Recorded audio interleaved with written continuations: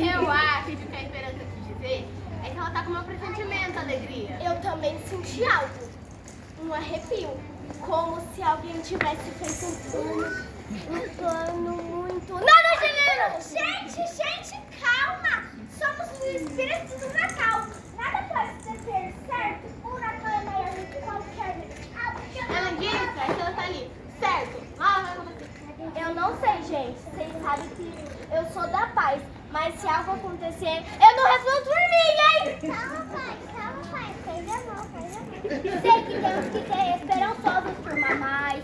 Sinto que uma nuvem ruim está pairando por cima de tudo isso. Tenha fé, minha amiga. A humanidade ainda pode ser boa. Quem faria algo nessa noite tão especial? Temos que ter um pingo de esperança, certo? É verdade. Mas bem, temos que ficar bem atentos com isso. Agora vamos. Temos muitos presentes para entregar para o Papai Noel. Ai, gente, eu acho que eu vou pegar um presente.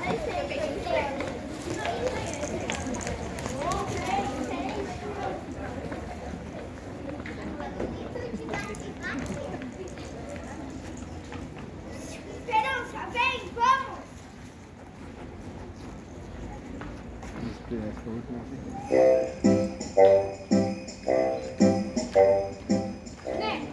Soneca, acorda! Você fica aí, e aí você não fica trabalhando, então fica acordado, imbecil!